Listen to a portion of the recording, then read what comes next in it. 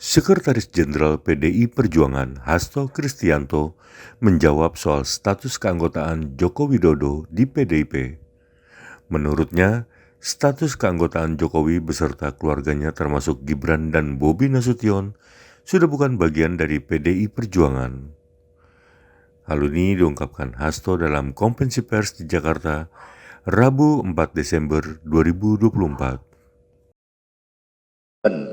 Dari Badan Bantuan Hukum Advokasi Rakyat PDI Perjuangan dan juga dengan melibatkan tokoh-tokoh pro demokrasi dan juga beberapa penasihat hukum yang kredibel, memiliki reputasi untuk mempersoalkan berbagai anomali demokrasi yang terjadi, baik itu di Banten, di Sumatera Utara, Jawa Tengah, maupun juga beberapa di wilayah lainnya seperti Sulawesi Utara, di mana penggunaan parcok itu memang sangat masif, bahkan sampai masuk ke tempat-tempat gereja.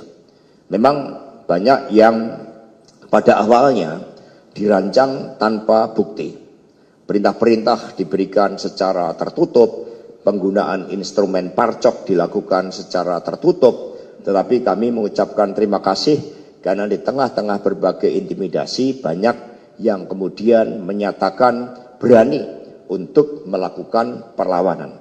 Kami memberikan apresiasi karena banyak yang terinspirasi dengan saudara Endah di Kabupaten Gunung Kidul ketika yang bersangkutan berani melawan arogansi dari aparatur negara yang digunakan pada saat Pilpres. Ternyata kemudian rakyat bersimpati dan yang bersangkutan akhirnya terpilih sebagai Bupati Bupati Gunung Kidul.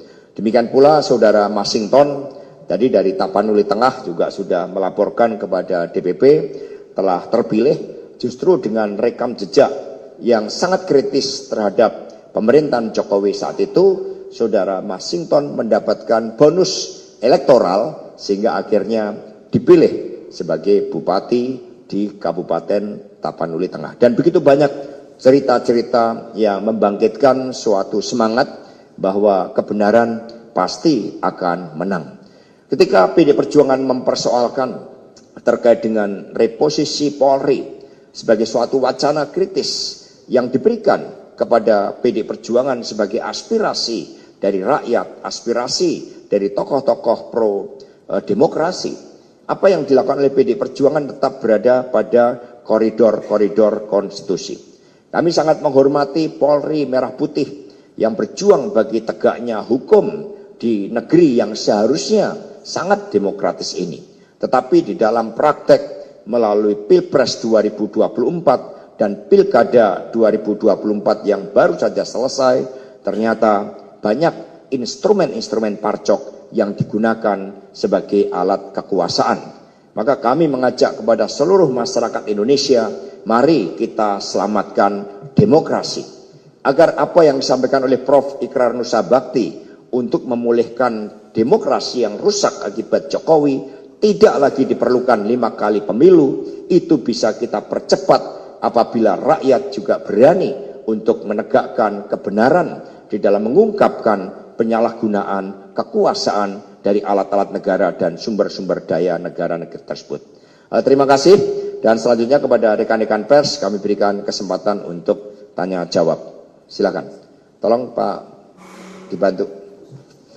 Silakan.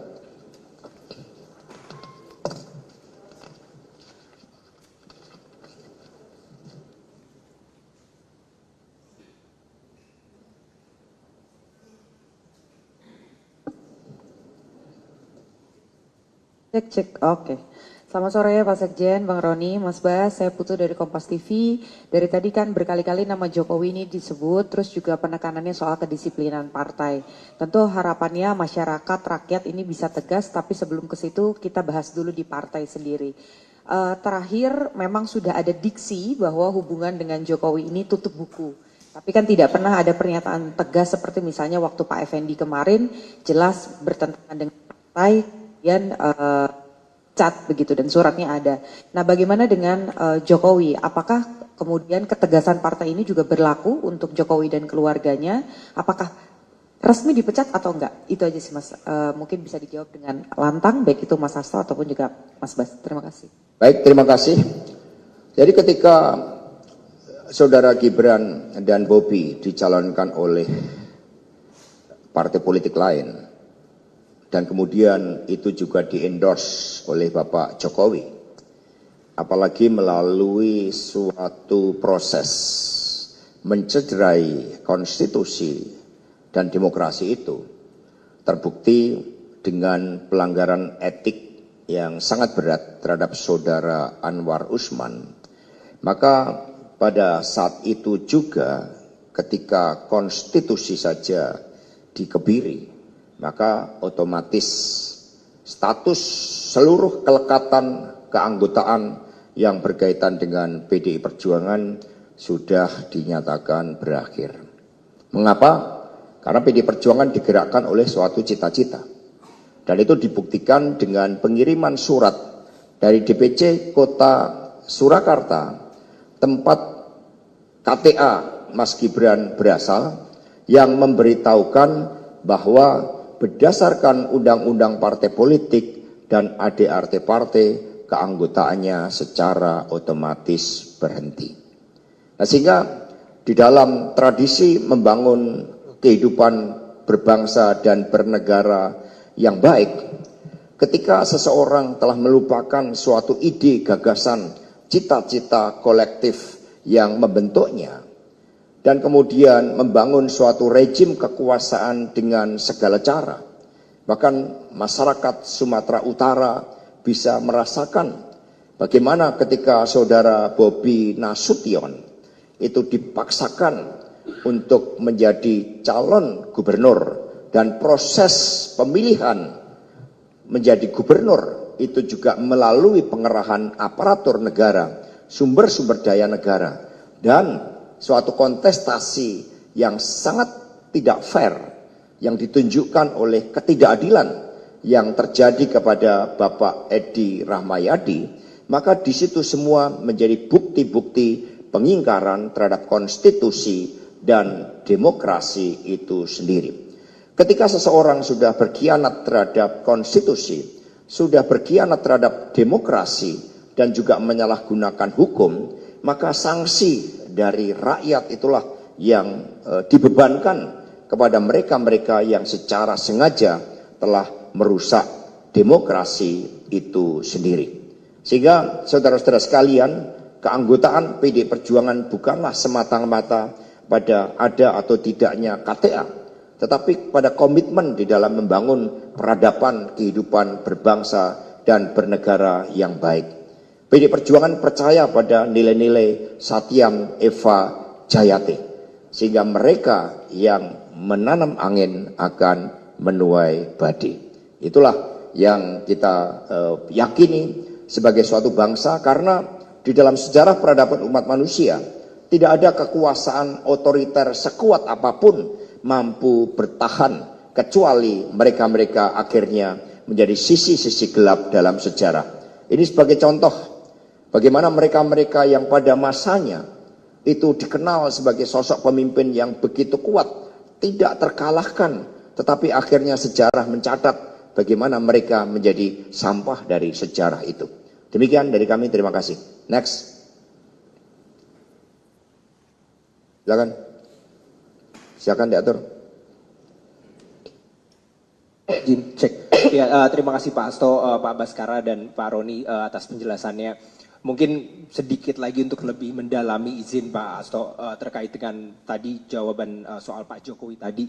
Karena memang ini menjadi satu pertanyaan besar baik untuk rakyat, tentu juga untuk kader dan simpatisan PDIP sendiri sebenarnya. Ketika kemarin Pak Jokowi juga sempat bilang ketika diwawancara bahwa masih menyimpan KTA-nya itu di rumah. Tapi kalau kita ingat dalam dinamikanya, PDIP sendiri kan sebenarnya sudah pernah tegas dalam soal Pak Effendi, lalu kemudian Budiman Sujatmiko, dan berbagai macam kader PDIP sebelumnya begitu, sehingga memang perlu ditegaskan kembali soal apakah memang KTA itu masih ada di Pak Jokowi dan belum berproses soal surat rekomendasi pemecatan atau seperti apa Pak Hasto. Terima kasih.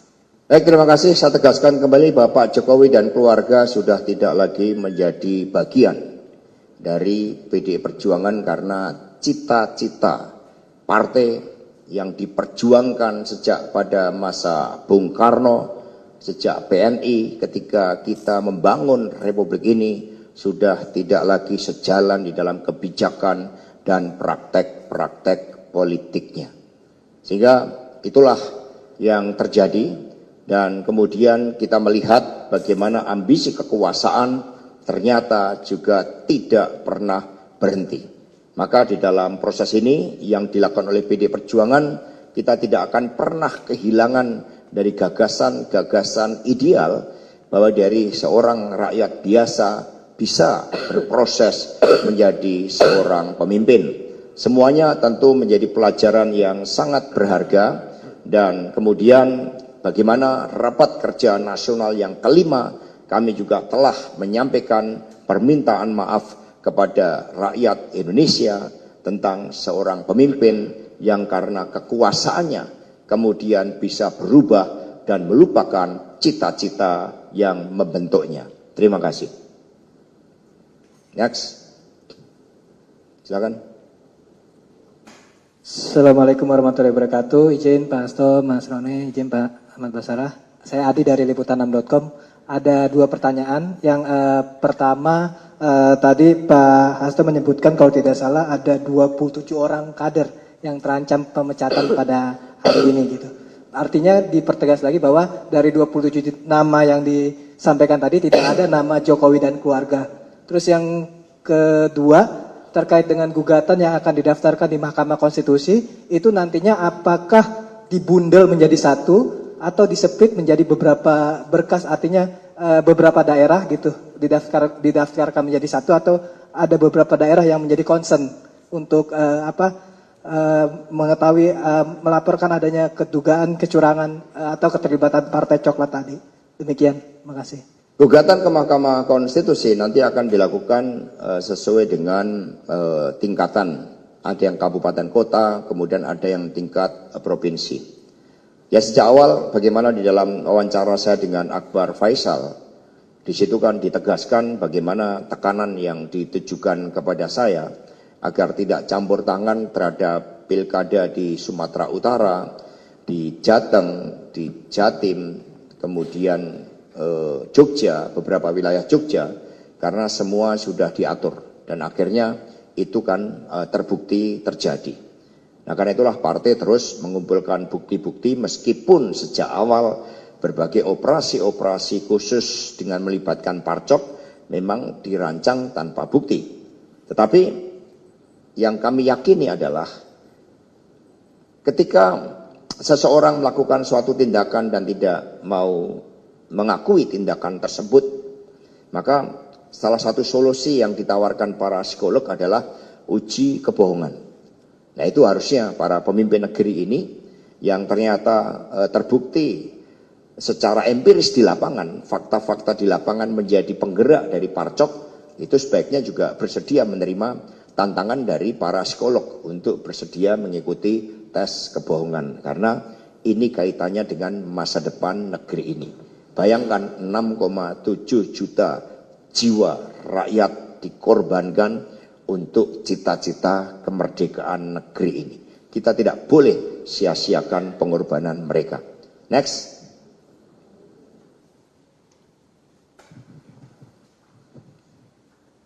Sore Mas, saya Yogi dari Harian Kompas.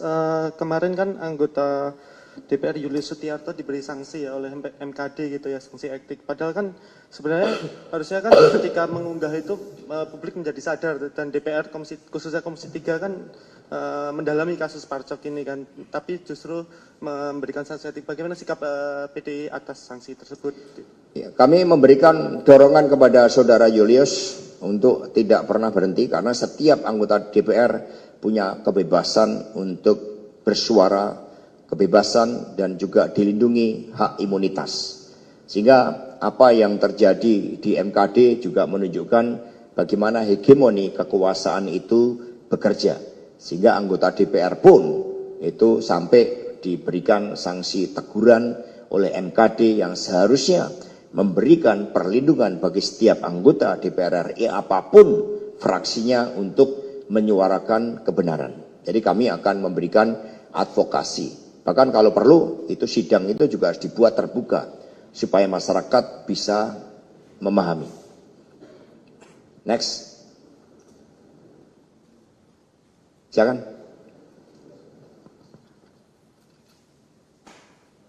Sore Mas Hasto, saya Eka Yuda dari Tempo. Mas, selain opsi gugatan sengketa di MK, PDIP menyiapkan opsi untuk pansus kecurangan nggak? Karena kan sebelumnya Pilpres juga ada opsi itu ya, cuman di tengah jalan mati gitu. Terima kasih Mas. Teman-teman semuanya, penyalahgunaan aparatur negara untuk tujuan pemilu merupakan bagian dari kejahatan demokrasi. Itu merupakan bagian dari pelanggaran HAM terhadap hak konstitusi warga negara untuk memilih secara bebas, secara berdaulat, secara merdeka. Karena itulah, karena ketentuannya juga berkaitan dengan HAM, hal tersebut tidak mengenal kadaluarsa. Nah karena itulah saat ini yang kami syukuri kesadaran masyarakat sipil itu semakin kuat. Kesadaran rakyat untuk melakukan koreksi itu juga semakin kuat. Itu bisa terlihat misalnya dengan kasus penembakan Gama yang mula-mula mau mencoba ditutupi dengan memasukkan skenario terjadi tawuran, ternyata masyarakat kemudian bergerak melakukan perlawanan. Terhadap apa yang terjadi di Semarang, partai juga bersikap proaktif akan melakukan advokasi karena tidak ada satupun dari aparatur negara termasuk aparatur kepolisian yang boleh mematikan jiwa rakyatnya sendiri. Karena itulah itu tidak bisa diselesaikan hanya dengan permohonan maaf. Maka pada kesempatan ini kami menghimbau agar seluruh jajaran kepolisian negara Republik Indonesia dapat mengobarkan semangat merah putih di dalam menghadirkan keadilan, ketentraman, dan ketertiban hukum di tengah masyarakat. Terhadap adanya oknum-oknum Polri yang justru melindungi berbagai tindakan-tindakan kriminal, tindakan-tindakan korupsi, termasuk judi online, tambang ilegal, dan berbagai kejahatan-kejahatan keuangan lainnya harus kita hadapi secara bersama-sama sebagai suatu bentuk koreksi dari rakyat dan sekaligus kita memberikan dukungan moral kepada Komisi 3 DPR RI. Next. Cukup? Cukup. Baik, terima kasih rekan-rekan. Nanti hal-hal satu lagi, silakan. Silakan.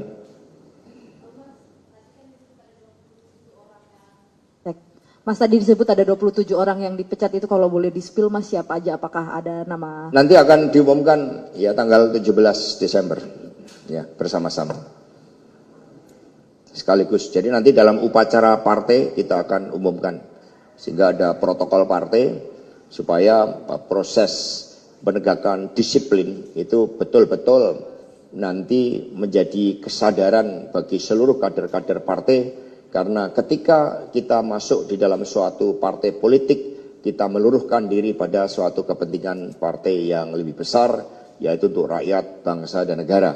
Dan mengakhiri konferensi pers ini, kami sekali lagi mengucapkan terima kasih kepada seluruh rakyat Indonesia, seluruh masyarakat sipil, perguruan tinggi, para lawyer yang menyatakan dukungannya kepada kami,